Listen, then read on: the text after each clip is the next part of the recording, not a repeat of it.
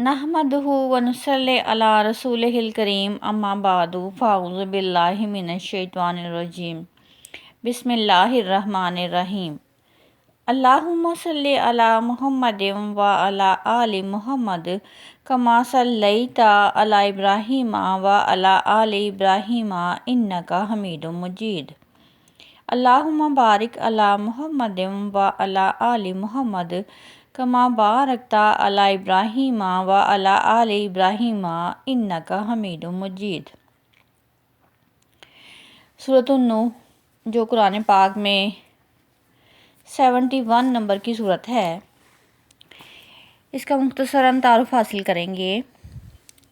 سورۃ النوح یہ مکی صورت ہے، اس میں 28 آیتیں ہیں۔ قرآن پاک کی ترتیب کے لحاظ سے اس کا نمبر 71 ہے۔ اللہ تعالیٰ نے فرمایا کہ ہم نے نوح علیہ السلام کو اس کی قوم کی طرف بھیجا اس ہدایت کے ساتھ کہ وہ اپنی قوم کے لوگوں کو خبردار کریں قبل اس کے کہ ان پر وہ دردناک عذاب آئے۔ نوح نے کہا، میری قوم کے لوگوں، میں تمہارے پاس صاف صاف خبردار کرنے والا پیغمبر ہوں۔ تم کو ہدایت کرتا ہوں کہ اللہ کی بندگی کرو اور اس اللہ سے ڈرو، میری اطاعت کرو، اللہ تمہارے گناہوں سے درگزر فرمائے گا اور تمہیں ایک وقت مقررہ تک باقی رکھے گا۔ حقیقت یہ ہے کہ اللہ کا مقرر کیا ہوا وقت جب آ جاتا ہے تو پھر ٹالا نہیں جاتا۔ کاش تمہیں اس کا علم ہو۔ نوح علیہ السلام نے عرض کیا، اے میرے رب، میں نے اپنی قوم کے لوگوں کو شب و روز پکارا، مگر میری پکار پر ان کے انکار میں اضافہ ہوا۔ جب بھی میں نے انہیں بلایا تاکہ تو انہیں معاف کر دے، انہوں نے کانوں میں انگلیاں ٹھوس لیں، اپنے منہ کپڑوں سے ڈھانپ لیے اور اپنی روش پر اڑ گئے، بڑا تکبر کیا۔ میں نے ڈھکے چھپے اور اعلانیہ بھی ان کو تبلیغ کی۔ میں نے کہا، اپنے رب سے معافی مانگو، بے شک وہ بڑا معاف کرنے والا ہے۔ تم پر آسمان سے خوب بارشیں برسائے گا، تمہیں مال اور اولاد سے نوازے گا، تمہارے لیے باغ پیدا کرے گا، نہریں جاری کرے گا۔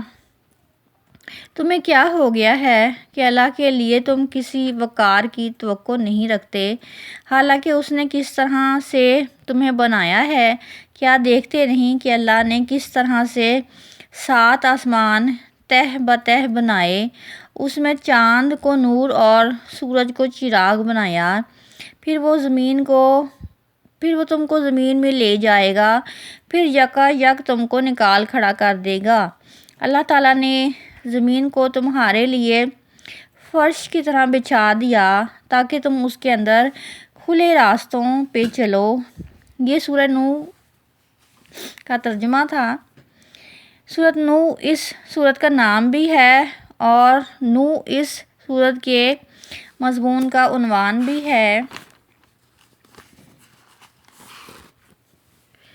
کیونکہ اس میں شروع سے لے کر آخر تک حضرت نوح علیہ السلام کا قصہ بیان کیا گیا ہے۔ زمانہ نزول مکہ مکرمہ کے ابتدائی دور کی نازل شدہ صورتوں میں سے ہے، مگر مضمون بتاتا ہے کہ یہ اس وقت نازل ہوئی ہے جب مخالفت اچھی طرح شدت اختیار کر چکی تھی۔ اس صورت میں نوح علیہ السلام کا واقعہ قصہ گوئی کی خاطر بیان نہیں کیا گیا ہے، بلکہ اس کا مقصود کفار مکہ کو متنبہ کرنا تھا کہ تم رسول اللہ صلی اللہ علیہ وسلم کے ساتھ جو رویہ اختیار کر رہے ہو، وہ حضرت نوح علیہ السلام کے ساتھ ان کی قوم نے بھی اختیار کیا تھا، اور اس رویہ سے اگر تم باز نہیں آؤ گے تو تمہارا وہی انجام ہوگا جو کہ ان لوگوں کا ہوا۔ یعنی کفار مکہ کو مخاطب کیا گیا ہے کہ اگر وہ اس رویے سے باز نہ آئے اور نبی پاک صلی اللہ علیہ وسلم کو مسلسل تنگ کرتے رہے تو ان کا بھی وہی انجام ہوگا جو کہ نوح علیہ السلام کی قوم کا ہوا۔ یہ بات اس صورت میں واضح طور پر بیان نہیں کی گئی ہے، مگر جن موقع پر اور جن حالات میں یہ قصہ اہل مکہ کو سنایا گیا، اس کے پس منظر میں یہ موضوع نمایاں ہو جاتا ہے۔ اس کے پس منظر میں خود بخود یہ موضوع نمایاں ہو جاتا ہے۔ پہلی آیت میں بتایا گیا کہ جب نوح علیہ السلام کو تبلیغ کا منصب دیا گیا، اور پھر آیت نمبر 2 سے 4 میں مختصراً بتایا گیا ہے کہ انہوں نے اپنی دعوت کا آغاز کس طرح کیا، دعوت تبلیغ کا آغاز کس طرح کیا، اور قوم کے لوگوں کے سامنے کیا بات پیش کی، اور پھر عرصہ دراز تک دعوت تبلیغ کی تکلیفیں، زحمتیں اٹھانے کے بعد جو روداد حضرت نوح علیہ السلام نے اپنے رب کے سامنے پیش کی، وہ آیت نمبر 5 تا 20 کے دوران ہے، جس میں وہ اپنے رب سے عرض کرتے ہیں کہ کس طرح سے انہوں نے اپنے قوم کو راہ راست پر لانے کی کوشش کی، اور قوم نے ان کے مقابلے میں کس طرح سے ہٹ دھرمی دکھائی۔ اس کے بعد حضرت نوح علیہ السلام کی جو آخری گزارش ہے، وہ آیت نمبر 21 تا 24 میں بیان کی گئی ہے، جس میں وہ عرض کرتے ہیں کہ یہ قوم میری بات قطعی طور پر رد کر چکی ہے، اور اس نے اپنے رئیسوں کے ہاتھ میں اپنی نکیل دے دی ہے، اور رئیسوں نے بہت ہی مکر کا جال پھیلا رکھا ہے۔ اب وقت آ گیا ہے کہ ان لوگوں کی ہدایت کی توفیق سلب کر لی جائے۔ یہ نوح علیہ السلام کی جانب سے کسی بے صبری کا مظاہرہ نہیں تھا، بلکہ صدیوں تک انتہائی صبر آزما حالات میں تبلیغ کا فریضہ انجام دینے کے بعد جب وہ اپنی قوم سے پوری طرح سے مایوس ہو گئے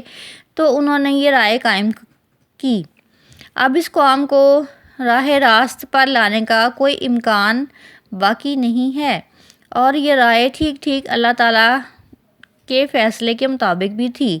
چنانچہ آیت نمبر 25 میں ارشاد ہوا، اس قوم پر اس کے کرتوتوں کی وجہ سے خدا کا عذاب نازل ہوگا، اور آخری آیت میں حضرت نوح علیہ السلام کی وہ دعا ہے کہ انہوں نے عین عذاب نزول کے وقت اپنے رب سے اپنے لیے اور اپنے اہل ایمان کے لیے مغفرت کی دعا طلب کی۔ اپنی قوم کے کافروں کے بارے میں اللہ تعالیٰ سے عرض کرتے ہیں کہ کسی کو زمین پر جیتا نہ چھوڑا جائے، کیونکہ ان کے اندر اب کوئی چیز باقی نہیں رہی، ان کی طرف سے جو بھی اٹھے گا وہ کافر اور فاجر ہی اٹھے گا۔ سورۃ الاعراف کی آیت نمبر 59 سے 64 میں اس واقعے کا کچھ ذکر کیا گیا ہے، نوح علیہ السلام کا اور ان کی قوم کا۔ اس طرح سے سورہ یونس میں 71 سے لے کر 73 تک، سورہ ہود میں 25 سے لے کر 49 تک، سورۃ المومنین میں 23 سے لے کر 31 تک، سورۃ الشعراء میں 105 سے لے کر 122 تک، سورۃ العنکبوت میں 14 سے لے کر 15 تک، سورۃ الصافات میں 75 سے لے کر 82 تک، جبکہ سورۃ القمر میں 9 سے لے کر 16 آیات میں نوح علیہ السلام کا اور ان کی قوم کا ذکر کیا گیا ہے۔ اگر ان آیات کو پڑھیں گے تو سورہ نوح کو اچھی طرح سمجھ سکتے ہیں۔ وآخر دعوانا ان الحمد للہ رب العالمین۔